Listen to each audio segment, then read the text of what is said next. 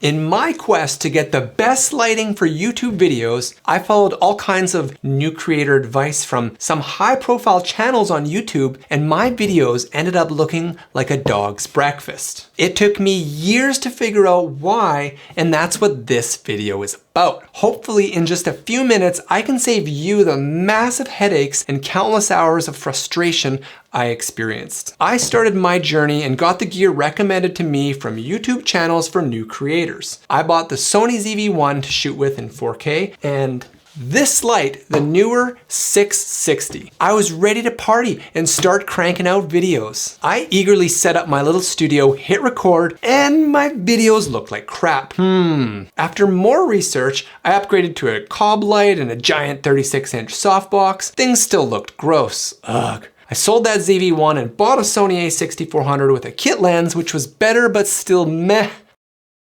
I ended up getting a Sigma 16mm f1.4 lens for that camera, and finally my videos started looking pretty good. But not as good as those reviewers made it seem like it should be. What gives? Those reviewers said these lights were great, but my results were not great at all. As some of you know, I recently upgraded my camera to a full-frame Sony a7 IV, and suddenly it dawned on me what my problems were in the past. Those reviewers had full-frame cameras, I didn't. They were working with this amount of light, I was working with this. And to get beautiful color, you need this. And this is a lot harder to get without a full frame camera. A lot harder. I didn't understand enough about light to realize how to make those cameras with the small sensors look good in dark situations. You can't really, it's the wrong gear. Look, that might seem obvious, but when you're new and you watch most lighting reviews on YouTube, the conclusion at the end of the video is usually either, yes, this is a good light, or no, this is a bad light. Those reviewers don't say this light is great in a dark room if you have a full frame camera,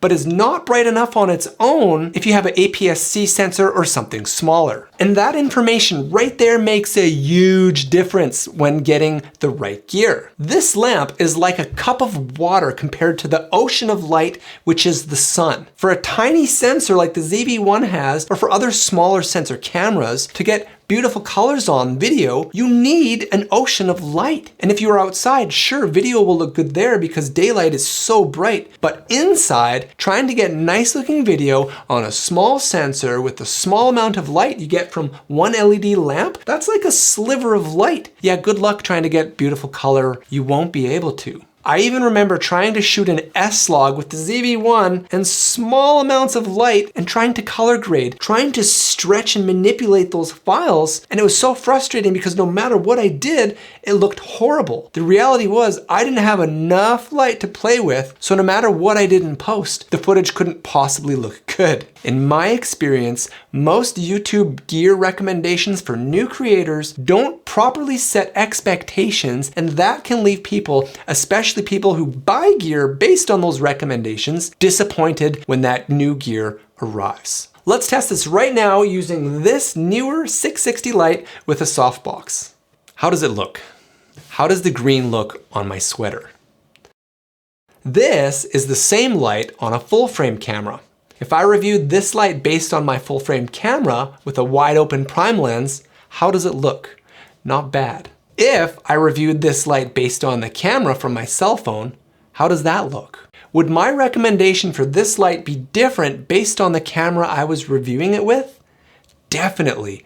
And that's the point I'm trying to make. The same light could be good or bad based on the gear used to review it. It's not black or white. What people, especially beginners, don't realize is what lights like these are actually capable of and how weak they are compared to daylight. They alone will not provide enough light for your camera in a dark setting unless you have a full frame camera with a decent lens or you really know what you're doing. The secret to great looking video indoors is being able to get enough light to your camera sensor. And finding out the correct amount of light that you need, well, that's the tricky part. Every room camera lens combo is different. If I was recommending this light, I would not say it's a great light and everyone should buy it, because it's not in all cases. If you have a huge full frame sensor and a wide open prime lens, or you're using this light in a space where there is already a lot of other natural light for your APS-C sensor, then yeah, it's a good light for that. To all the APS-C or other crop sensor shooters out there looking to record with your cameras indoors in low light situations like I was, when you're researching your lights, please be mindful that the YouTuber you are watching is probably shooting on a full frame camera, and the tests they do will make the results they get look completely different than the results you would get with your smaller sensor. You can get decent looking colors indoor, but you need a big light with a wide open lens. And to the full frame shooters out there, hopefully this video is a reminder to be mindful of the glass you have compared to the glass the reviewer is using. Maybe your f4 zoom lens would still look decent with these smaller LEDs in your full frame sensor, but the f1.4 prime lens the reviewer is using will look different. That's a big light difference that you're missing out on. I'm not saying all the light reviews on YouTube are bad. I just got personally caught up in the excitement of finding the perfect lights on a budget that were going to elevate my production to the next level, and I was left extremely disappointed because my results didn't match my expectations, and I don't want that to happen to anyone else. This stuff might be obvious for some of you, but for others like myself, hopefully this video can help in some way. Light is an amazing thing, and to be honest, it's still blowing my mind learning about it. You could have the best camera in the world, but you still need light to make it dance. And the right amount of light is different for every camera. I plan on reviewing lights in the future. I look forward to it. I'm just going to really work hard to set proper expectations so what happened to me doesn't happen to you or anyone else. Want to see how much more light full frame cameras can pull in? Well, if you haven't watched my video where I compare full frame to APS-C, check out that video next. If you have seen that,